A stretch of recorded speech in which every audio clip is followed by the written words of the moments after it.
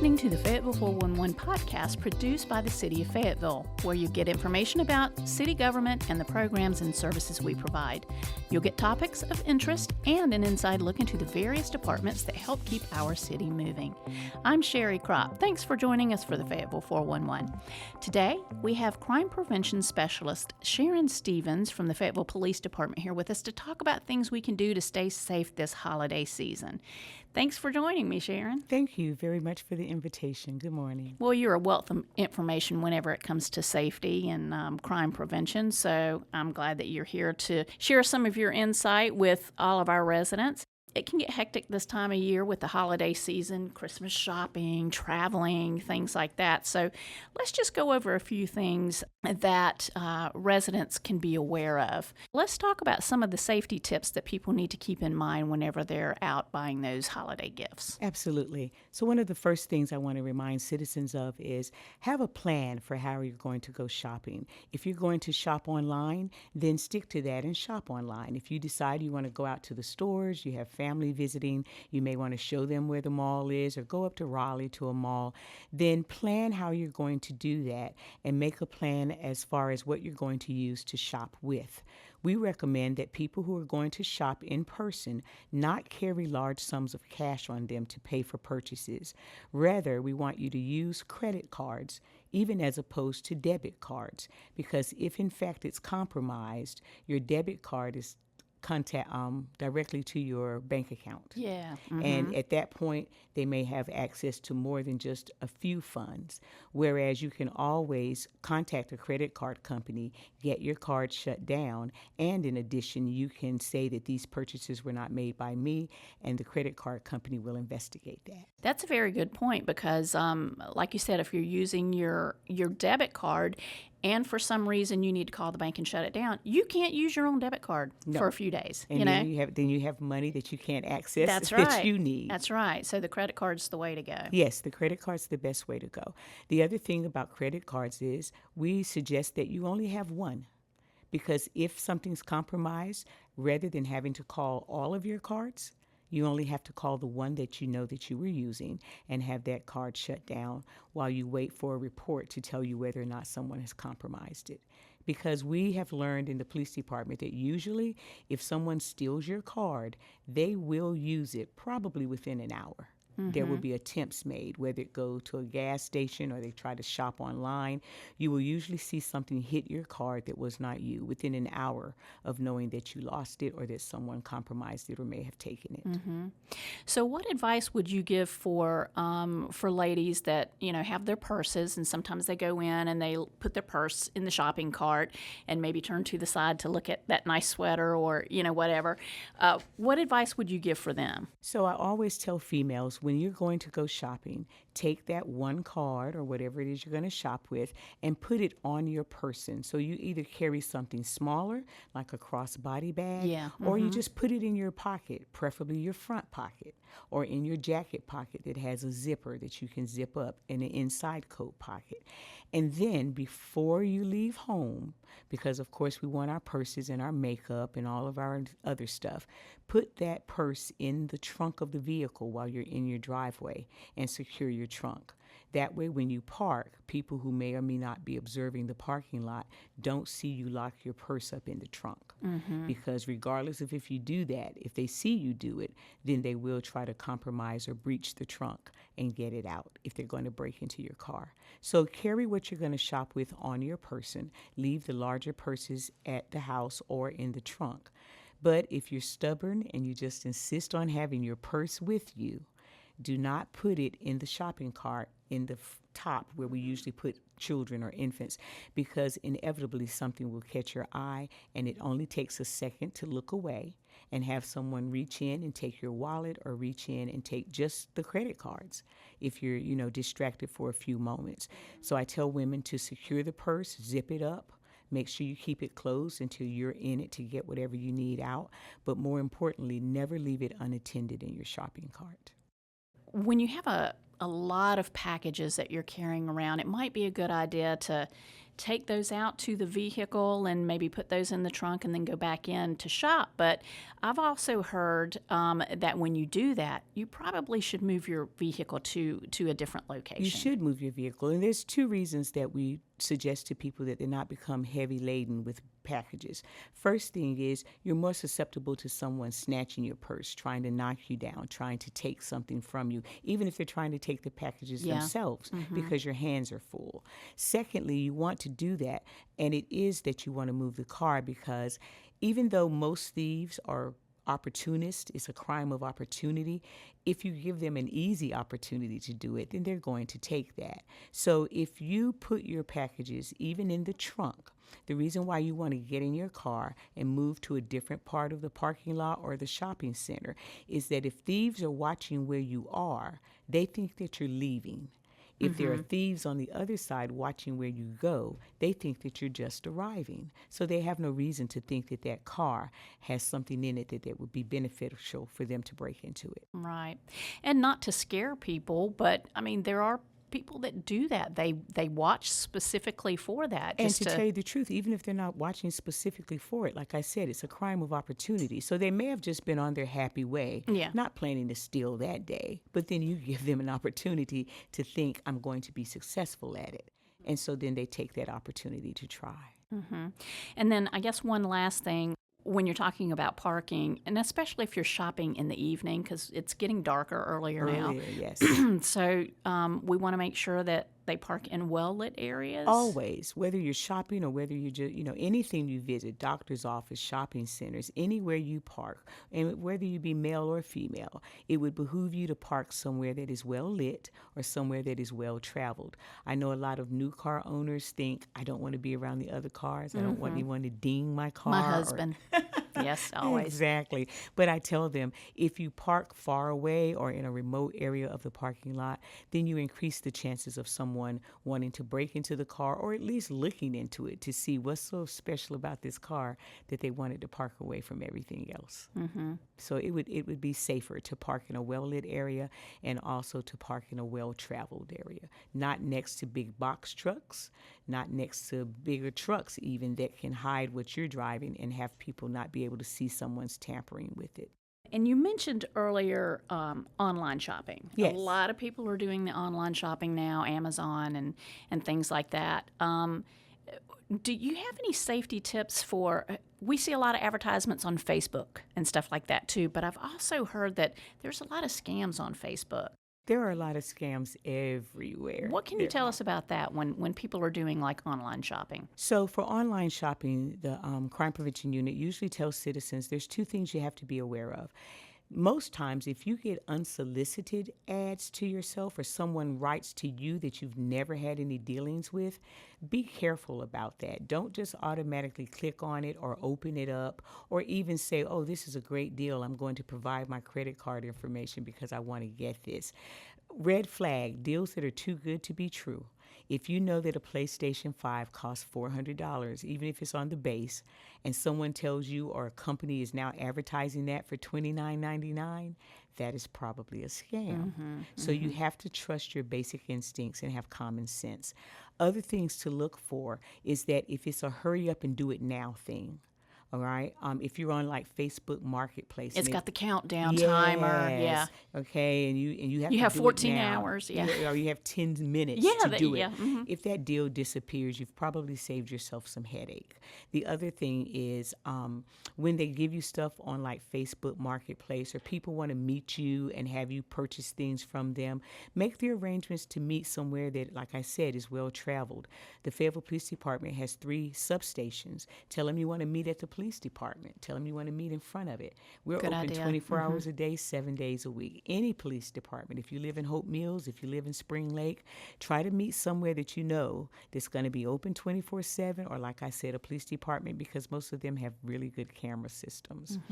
When you're shopping online and you're going to have things delivered, try to have it where you can be at home or ask a neighbor to retrieve the package for you and not leave it on your porch. Believe it or not, oftentimes when the delivery trucks are making the delivery, sometimes the thieves are actually following the trucks around, and then they'll go right up to the porch within minutes of the Amazon delivery being dropped, and they'll pick it up off the porch and take it with them. So you have to be aware of those kinds of things. Ask them to hold it. A lot of centers have a place where you can go and get your packages once they've made it to your city. You just need your identification to retrieve it. So that might be worth the trip. Very good tip. So I know a lot of people travel during the holidays. They leave town, they go see family. So what kind of tips can you give them about keeping their house and their personal property secure while they're out of town? So my biggest tip is don't brag about the fact that you're going on the cruise and you can't wait for it to come on social media. Wait until you get back and then post the photos of what a good time you had and tell people that you were out of town, but now you're back. If you are part of a community watch group, you might want to let your coordinator know, or some trusted neighbor that you know, or have other family members who aren't going with you have access to your home, or they can drive by and check it. If you live within the city limits of Fayetteville, the Fayetteville Police Department has a house security check program, and you can actually go online, go faypd.com. You can go on the city website, City of Fayetteville, NC, and look at what you can do is sign up to have us come. It's a short form. You fill it out. You have to sign a signature on it, an electronic signature, and then that will be put into the system, and Fayetteville police officers will get notification of the date and time you leave and the date and time you're going to return. And in that time frame, they will check your residence at varied times of the day and night to make sure that no one has broken in. You may also call a crime prevention specialist and have us fill that form out for you if you're not computer savvy, and we will enter that information into the system. If you return early, you can cancel it. If something happens and you're delayed and you're not coming back when you say, you can call and update it, and we will continue that check until you return. And it's a good thing to do. So, put lights on timers. Even if you're just going to be out of town, just up the road, you don't have to be leaving the country, but it's a good thing to have lights on timers. It's a good thing to leave dusk to dawn lights on, or to have motion censored lights, so that if there's any activity around the outside of your house, the house lights up. If you're going to put up Christmas decorations, leave them on a little later. Instead of turning them off at 10 p.m., consider leaving them on till 11 or midnight and then having them go off so that your home can be lit. Take a look at the trees and things that you have around them. And if you need to have someone come and trim some of them back, I know the leaves are falling off of some things, but a lot of trees are evergreen. So take a look at the front of your house and say to yourself, could I hide anywhere if I wanted to hide and not be seen by traffic passing by? And if so, then remedy that situation. Very good tips, very good tips. And we also want to tell the neighbors, if you know that your neighbor is out of town, always keep a watch out. And if you see something that looks suspicious, then say don't something. hesitate to call. Well, I always tell citizens, it's better to call. I don't know many neighbors who would say, I can't believe you called on my son. Even if that son said, Mom, I went to check the house and the police came and asked me who I was. They'd be grateful. Yeah. Most people who aren't doing anything wrong don't mind having contact with the police to check and make sure that everything's okay. Usually when you hear gripes about it, it's folk who are doing things they have no business doing. So we say call. It's better to be safe than sorry, and I'm pretty sure most neighbors would appreciate it. Right.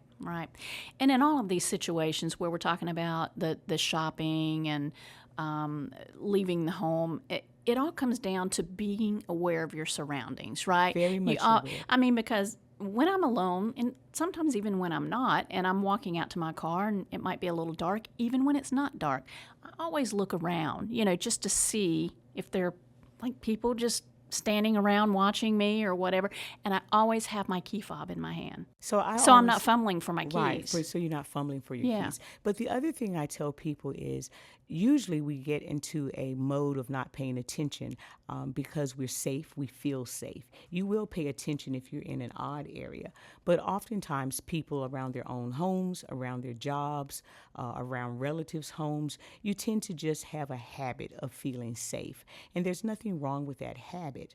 However, now that we're in the season that we're in, and if you know that there have been incidents nearby and before, you just need to be more aware. The number one culprit are cell phones. Because people tend Yes. to always have their face in their phone. They're looking at TikTok videos. They're looking at text messages. They're looking at, I don't know what they're looking at, whether they be driving, whether they're walking, in the mall. If you pay attention, you would be surprised at how many people walk right past you and don't see you You're because right. they're looking at their phone. Yeah. So I tell people, if you're not using that phone for a specific phone thing, put it away. Because you make yourself more vulnerable to be targeted by someone if you're not paying attention. And that's not just for women. That's for men, kids, Everybody, teenagers. yeah. That's for everyone. So put your cell phone away if you're not talking on it. I think people should go back to phones are for talking, but we use them for absolutely everything. We even pay with our phones. Yeah. You know, and I caution people against that too. Also be careful for that. If you use a wallet app and you pay, as soon as you're done and you're getting a receipt, close the application. Don't walk around with it open. Okay, so I think the last thing we want to cover is after Christmas, okay? So the holidays are gone, you've got a nice brand new TV, you've got some pretty valuable items, and you're putting the boxes out by the road as an advertisement to show people what you got. Exactly. I mean, not intentionally, you know what I intentionally, mean, but that is exactly what it is. So what do people need to know about that? So two things. Even if you have large items or even if they're not, most of your trash companies require that you break boxes down in order for them to pick them up. So I tell people not only should you flatten them, but you should actually just tear them apart. You don't want to leave the 42-inch TV box out by the side of the road because that lets everyone know I have a new 42-inch big screen television or whatever it is. I think 42 inches isn't even big anymore. It's like 50 and 60-inch 70. televisions now. Right. Yeah. But whatever it is, even when you're getting your children gaming systems and a bunch of gaming systems, tear those down. And even though it's an extra step, put them inside of a trash bag, a leaf bag, and tie it up. And either put it inside of your city can, or if you're going to, you have so much stuff, you have to just put piles of it. At least they're in bags. It's not just so people can go by and read. The other thing is, oftentimes, if you have a big picture window and that kind of thing, it's Christmas time, you got your tree up, you leave your blinds open, you're trying to let people see how pretty your tree is. But if you can stand outside your house and look in and check, if they can see through your house or see that your tree is up, but they also see the things that you have up under it, then maybe you want to close your blinds. Maybe you don't want to do that. So you have to be aware of what would attract a person to come and want to break in your home or take the items that you have. And advertising them, by proxy, not meaning to, is one of the ways that people pick houses, that thieves pick a home that they want to try to break into. Mm-hmm. Well, all of these are great tips, Sharon. Thank you for coming in and sharing these with our residents because we want everybody to have a safe and happy holiday. Absolutely. I just tell people common sense things. Yeah. Just do the common sense things, and you should be safe, and you should have a safe and sane holiday. So if people want to get more information, more safety tips, things like that, where can they go to get that information? Or if they want to contact one of the Fayetteville Police Department crime prevention specialists, how do they do that? So you can contact the crime prevention specialist. If you know your specialist name, all of us have first name, last name with the city extension as our email. So you can email your crime prevention specialist. You can use the phone numbers of 910-433-1134, 433-1873 as two of the numbers, and then we will get you in touch with the other four if in fact you need to speak with someone. You can also simply go online and look up crime prevention, and there would be several links that let you get in touch with a crime prevention specialist, and then you can ask us the questions or attend your local community watch meeting because we always give out our contact information then. Well, thank you so much. I appreciate that. Thank you. That's going to wrap it up for this episode of the Fayetteville 411. The Fayetteville 411 is one of several podcasts that the city produces for our podcast channel, Radio Fayetteville. Be sure to subscribe to Radio Fayetteville, available on most of your favorite podcast streaming platforms. You can also listen to every podcast that Radio Fayetteville has to offer by downloading the Faye TV streaming app, available on Roku, Apple TV, Android TV, and Amazon Fire TV. And you can view all of our video content by visiting fayetv.net. To get any information about city services, go to our webpage at fayettevillenc.gov. Hope everyone has a safe and happy holiday season.